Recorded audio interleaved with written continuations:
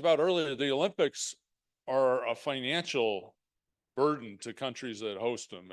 And here we were in LA in '84, still the only one to make a profit off of the Olympics. So we have the same stuff going on in supply chains, right? We need good financial backing, understanding, guidance in our financial world of supply chains. So we're fortunate. Our next keynote speaker from the Bank of America, he's the head of global trade and supply chain finance, Geoff Brady.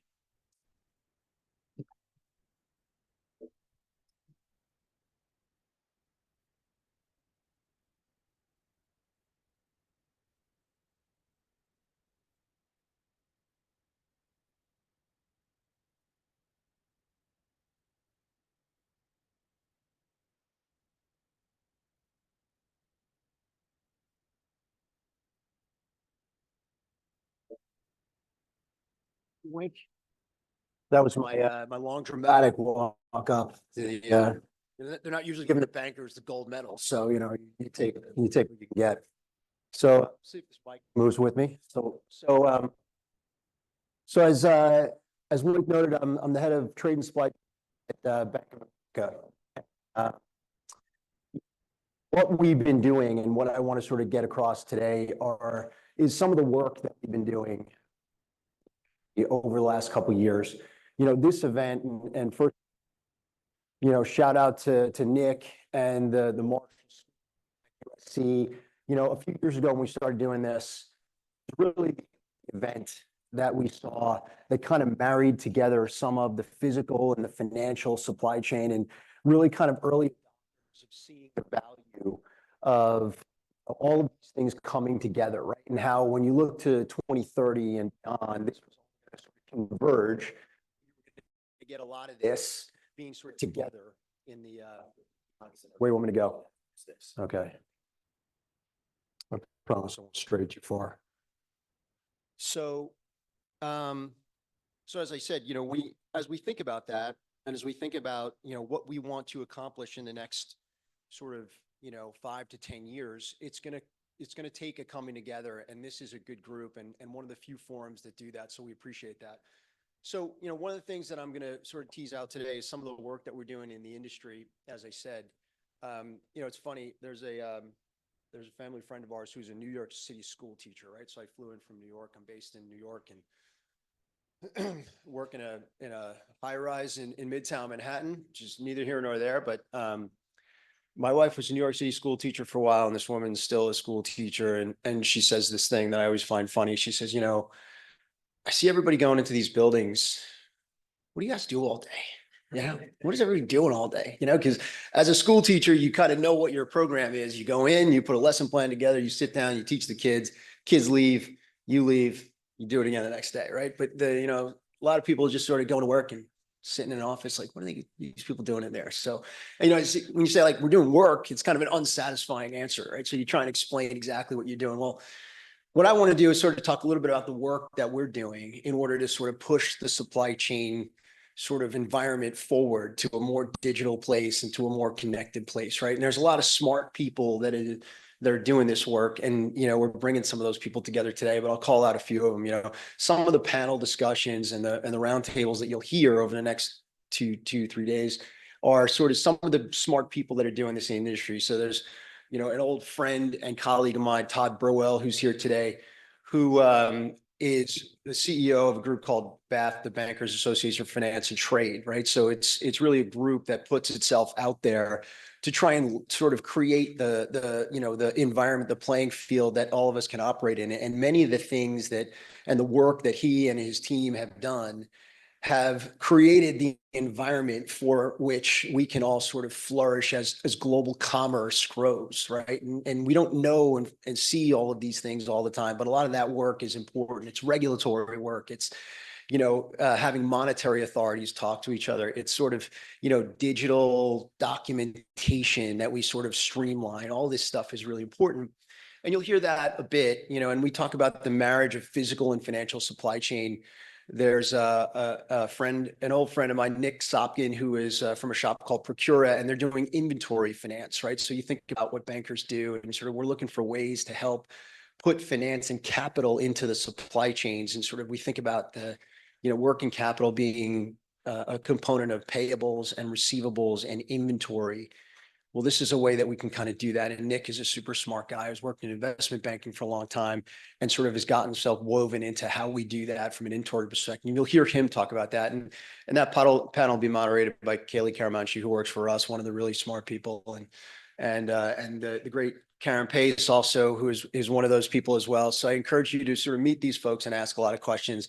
We're also, because we're here in LA, a few years ago when I did this, I was happy to have Roland Nye here, who at the time was our market president, who I sort of called out and noted that we have this long, rich history in California with Bank of America. And since then, he's been sort of elevated to be the head of our entire business banking franchise. So I was thinking, good thing I called him out there when I did. But we're also really happy to have the great Carolyn Brown here with us today, who I was very happy to work with for a few years in her career, but now is just, one of the really, really good bankers in the Los Angeles area. So, this is some of the smart people we've gotten together to talk through some of the things that we have done and some of the work that we've been doing in the industry. So I want to talk through, as we think about that, I want to talk through four things.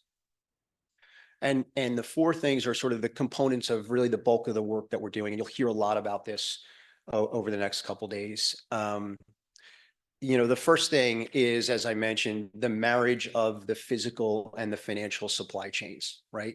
These things are not going to be, and this is not, by the way, this was not always a simple thing, right?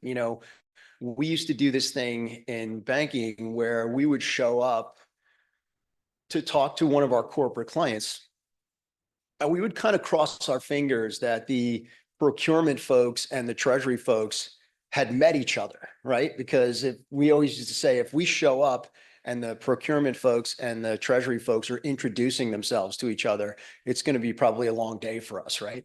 And so that's not always guaranteed. And by the way, still always isn't guaranteed. And then you add into that the folks that are doing like the logistics and the physical supply chain movement, and they're not always plugged in as well, right? Everybody's got a day job.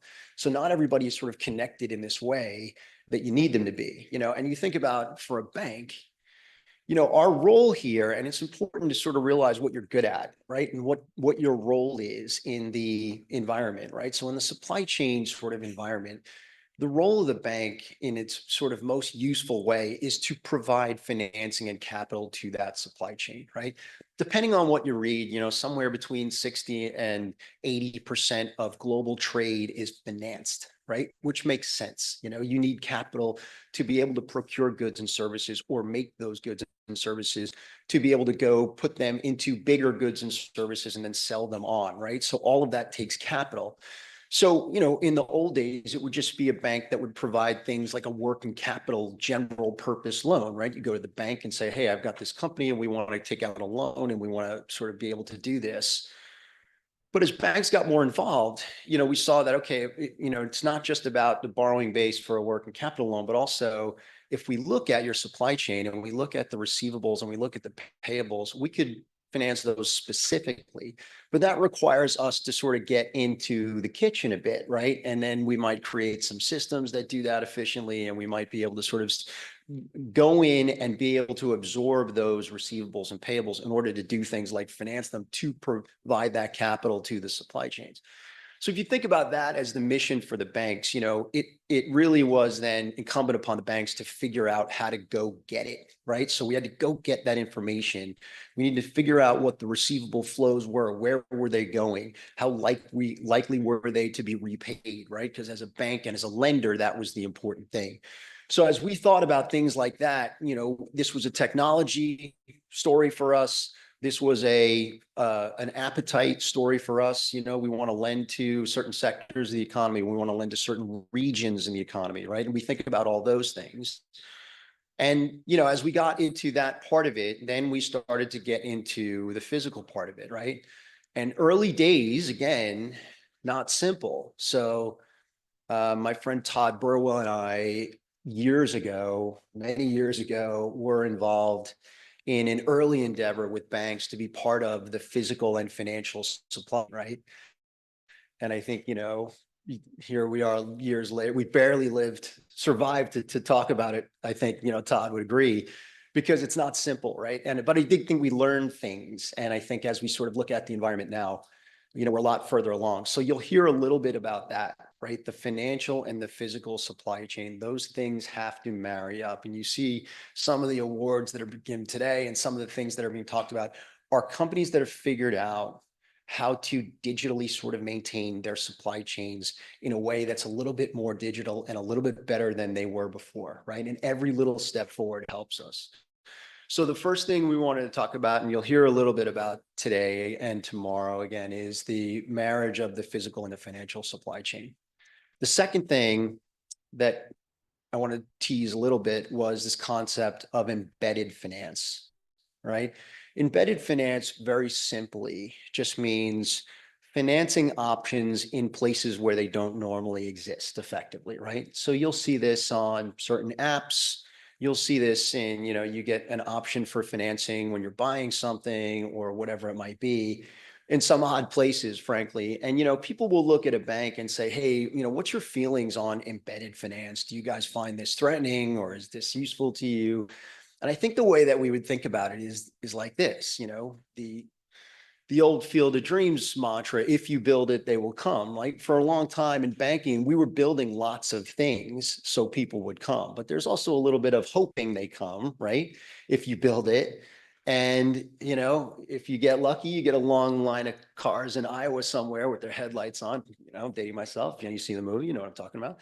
But the point is, if you think about it, then logically you say, well, or somebody else built it, why not just go there and we can all meet, right? So there's a little bit of that we do in banking as well with embedded finance. As I said earlier, we like to sort of know what we're good at. And frankly, building a system to go connect to everything you want to do is probably not going to be the thing that we're going to be great at, right? You want a car loan? Well, we're going to go build a system that connects to the auto dealers. You want to work in capital loan and you're in a certain industry, well, we'll build a system that goes and plugs into all the systems in that industry. Like that gets really resource intensive and expensive for banks. So sometimes a better option is going to meet you where you already are. And sometimes that's embedded finance, right? Whether that's an ERP provider or whether that's a software provider that provides a lot of this sort of, maybe it's payables and receivables management in a certain industry. Those things are interesting to us because it's more efficient, it's more streamlined. It's a way for us to come to you rather than making you come to us, which I think is important. And you'll hear a little bit more about this over the next couple of days as well. The third thing that I think, and this is maybe the most important or maybe the most interesting, and I could probably do 20 minutes on this, and you heard it talked about a little bit here, is data. So data. So there was a conference, maybe, I don't know, 12 or so years ago. And it was really the C-suite level folks from emerging tech companies, right, at the time. And they were up on a panel, and one was a social media provider, one was a search engine provider. And, they were talking about sort of the new world that they lived in, a little bit of a new economy, how it changed things. And, I think people sort of were asking them questions about, well, what about all this data that you have now? You know everything about us, right? And what are you going to do with it? Right. And, many of you may have had the experience where, you talked about, I think we need a new kitchen table or something like that. And all of a sudden ads start popping up on your social media sites about kitchen tables. You're like, how do they know? So they were asking this question, and these guys had sat up on the panel and said, well, they said, think about it this way. Who knows more about you? So the social media site, right? They know who your friends are, maybe what groups you belong to, maybe what you like and what you don't like based on what your activity is, what teams you like. They know lots of things about you. Then you look at the search provider. They know that you've got this rash on your ankle that you're not really sure what it is, and what you might do about that.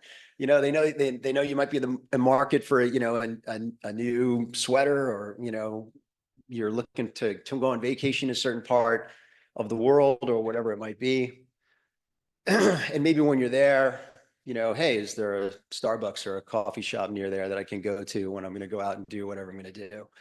And they said, so which one of us knows more about you? These guys, those guys, or your bank?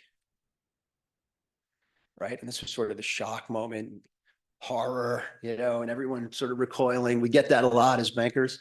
Like I said, we don't win a lot of gold medals, right? People freak out when they figure out the bank knows something about you. So they said, yeah. You want to know, you want to put in a search engine where there might be a coffee shop. How about your bank? They know what time you go to the coffee shop every morning. They probably know what your order is. They know maybe who your barista is, how much you tipped. And they know not only what kind of clothes you like, they know what you bought and when you bought it. They know when it's time for a new pair of underwear and socks. They know, right? They know everything about you. They know where you went on vacation. They know where you're going next year on vacation. Your bank knows everything about you, right? So this was very terrifying for folks, as well it might be. So as you think about that, that was 10, 12 years ago, right? 10, 12 years later, you kind of develop this relationship with data where there's a little bit of trust meets a little bit of ease of use, right? Where you can see the value this is created in your life. Now you don't even have to go and pull out a card and sort of do all the rigmarole and sign it. Now you sort of just show up where you show up and you tap it. Or better yet, you order it on the app beforehand and you go, right? I was in London last week and tapped my way through whatever I was doing, and I tapped my way through whatever I'm doing in Brazil and Argentina. And I don't think about it, right? This is a big step forward, I think, for folks, because you can see the value there, right? It creates ease of use for folks. So, and then there's the relationship where 10, 12 years later, okay, they know this about me, but so what? The world isn't going to end. But that doesn't mean it's not an important thing, right? So as we in the banking community think about how we can create financing and get these digital connections, data is really, really important to us because we understand that there are elements of it that need to be safeguarded, right? It doesn't mean like this trust factor doesn't mean that we all just sort of say, okay, well, that's not a problem anymore, right? We do realize the value of it. And the value from our perspective really is it helps us make better credit decisions. It allows us to come in and create financing. For those of you old enough, you may remember the old days when you had to go get a mortgage and you would sort of fill out this stack of applications that was this thick. And then you'd have to throw in a couple of years of tax returns and it became this thick. And you had this big mountain of paper that you would show up with in order to do this.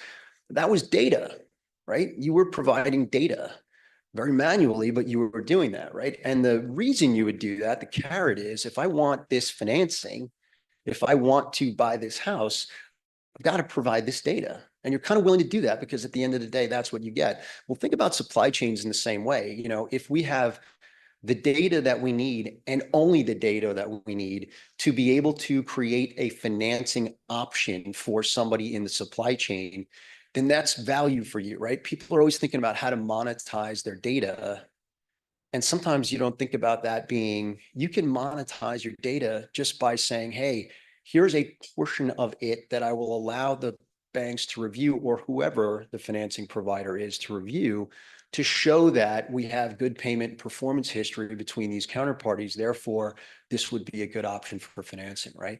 Because right now I can tell you, there's this concept of the trade finance gap, right? And this trade finance gap effectively is all of the commerce in the world that's not happening because it's not being financed and banks won't finance it. And most of the reason we won't finance is either because A, we can't get to it, right? Nobody sort of built that compatibility for us to get to it.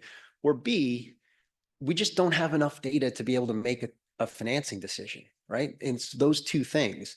So we have to sort of solve those two things concurrently, right? And one is to sort of build that bridge, and the other one is to be able to say, hey, how can we absorb that data? And trust me when I tell you, data privacy is just as important to us. Like we can't get certain things because it violates all kinds of rules. I'll give you an example. So like in the healthcare space, right? If you want to finance anything in the healthcare space, we can't get patient information. Like a certain person went in and got a procedure because it violates all kinds of HIPAA laws, right? So right off the bat, we've got all kinds of restrictions about stuff we even want to see before it gets to us.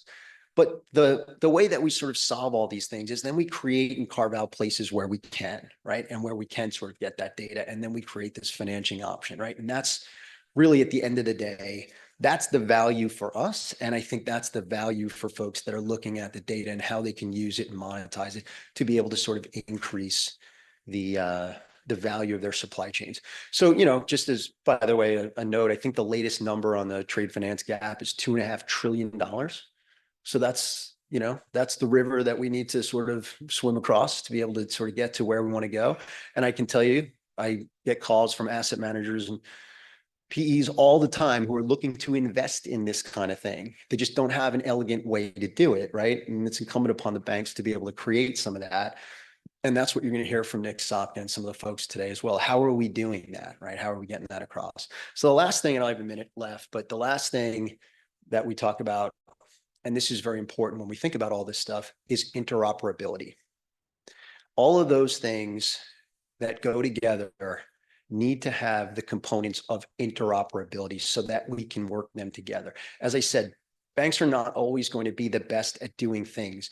So if there's a system that's unique to a certain industry, what generally happens is some clever folks from that industry will break off and say, I know that the banks all need this kind of data. We're going to go and aggregate it within this industry because we know it by heart. We know it cold. We've done it for 20 years. And then we're going to provide this in a system and we're going to sort of submit it to whoever, insurers or banks, whoever it is. And then sort of we need to be able to work with them in order to sort of ingest those things that we need to finance, right? And there are not 5 or 10 of these, there's hundreds of these, right? So interoperability and how we can all work together is very important to how this will succeed. And also with that, it's interoperability with the regulators, interoperability with the insurance companies, interoperability with the ports, all of the folks that are, and the logistics providers, like all of these folks are involved in this, and interoperability becomes important. It's interesting, as I talk about these 4 things, what you haven't heard is technology, because believe it or not, the technology exists to do all of this. Think about blockchain. You've heard a lot about blockchain. Obviously, trade finance is a brilliant use case for blockchain. Connected party, forget crypto. There's like connected parties that need to transmit data, transmit invoices, maybe tokenized documents, maybe electronic documents securely, where just those parties can access it, and even payments. It's brilliant use case for things like blockchain. The technology exists. It's not so much about developing the technology. It's more about being able to organize everything effectively to use and adopt that technology. And that's the work that we're doing. That's what you'll hear about. And as you think about all the smart people, not just in the high rises in New York, but also in the ports and in the corporate parks and all of the places that are in there doing that work. And people say, what do you do all day?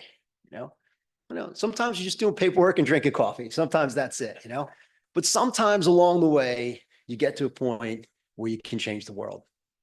Thank you, USC. Thank you, School of Marshall. Thank you, Wink. As always, it's Wink's show. We're just all here borrowing time up here. That's what we're doing. Thanks, guys.